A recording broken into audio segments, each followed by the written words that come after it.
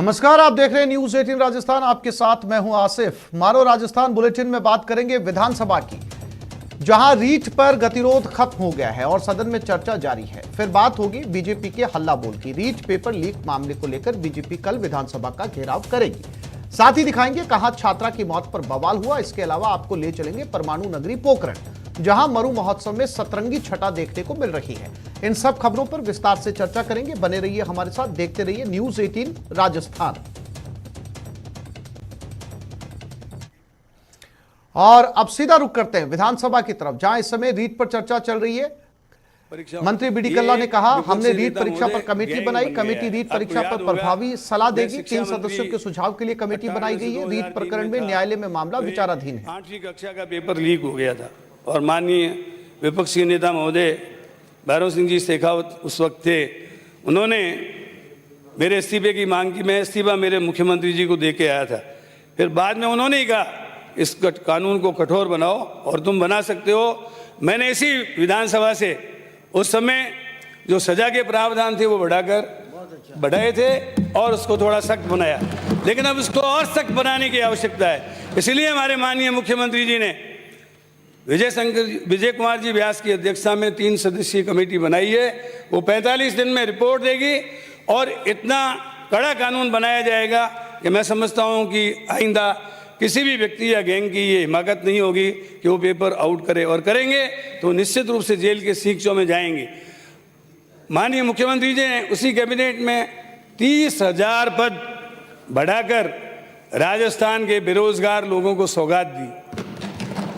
30,000 पद सभापति महोदय बढ़ाए, तो कुल मिलाकर 15,000 तो L1 में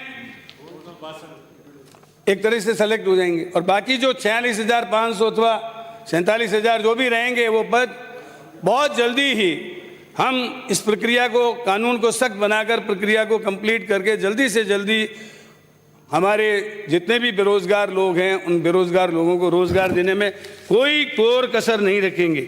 अब कुछ माननीय सदस्यों ने कहा कि आपने प्राइवेट संस्था के लोगों को इनको क्यों लगाया।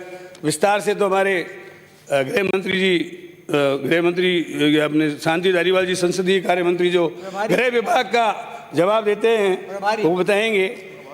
आपके वक्त में भी प्राइवेट संस्थाओं में के लोगों को लगाया जाता था। डॉक्टर मुरारी लाल गुप्ता, रामावतार जाट, निजी कॉलेज में कार्यरत NS नाथावत जी, इन सबको समन्वयक बनाया गया था।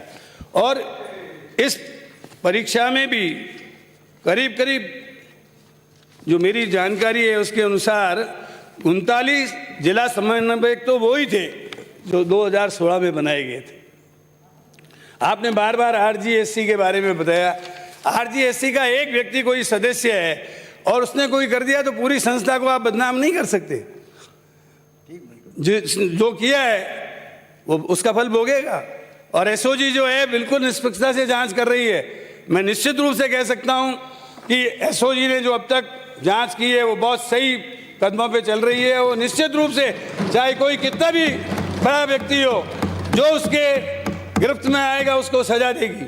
और सरकार निश्चित रूप से, हमारे मुख्यमंत्री जी इस मामले में बहुत सख्त हैं, वो किसी को भी छोड़ने वाले नहीं हैं। जो दोषी होगा उसके खिलाफ हम कार्रवाई करेंगे, इसमें कोई भ्रांति नहीं रहनी चाहिए। जहां तक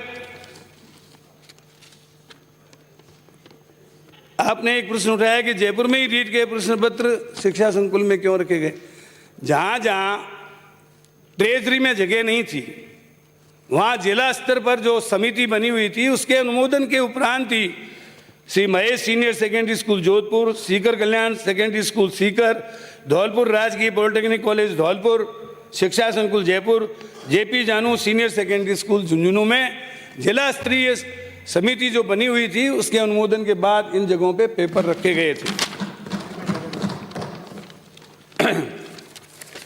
जहाँ तक आपने माननीय सदस्यों ने, चूरू से आने वाले माननीय सदस्य ने कहा था कि 26 लाख लोग अभ्यर्थी परीक्षा में सम्मिलित हुए। आप सुधार लें, 20,52,733 अभ्यर्थियों ने इम्तिहान दिया।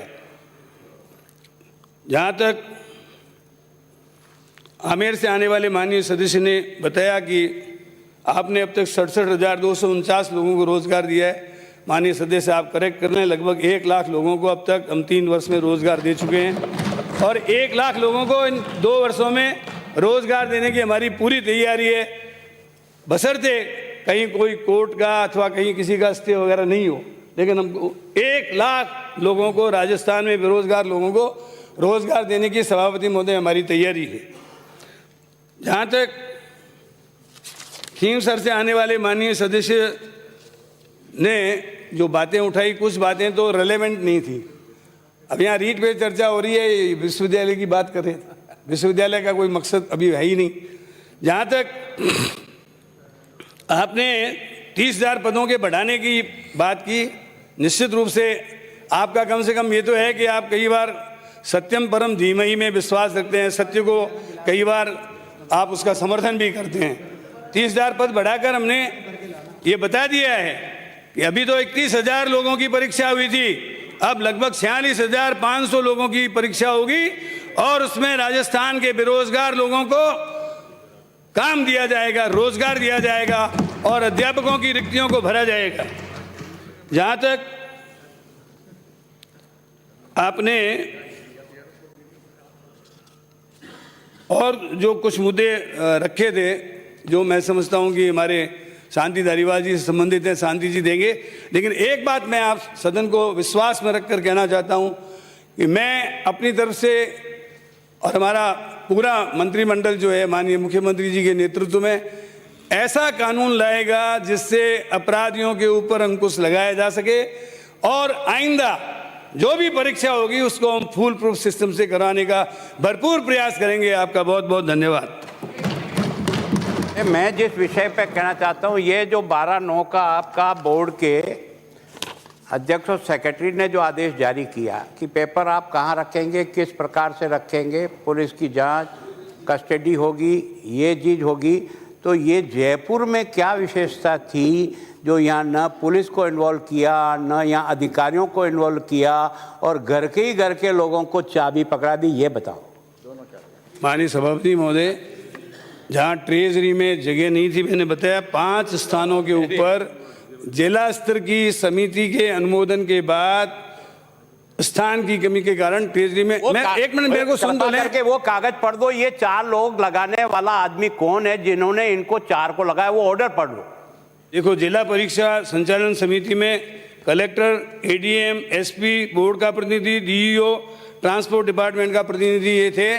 इनके अनुमोदन के बाद इन केंद्रों को बताया गया और इतना जानना चाहता यहाँ पर सभापति महोदय, 1 minute, let me complete first. केवल इतना बता दो कि इन 4 को लगाने का आदेश इस सदन की पटल पे रख दो, तो कम से कम सच्चाई सामने आ जाए। किसने लगाया, बोलो। इन 4 को लगाने वाला आदेश किसने दिया?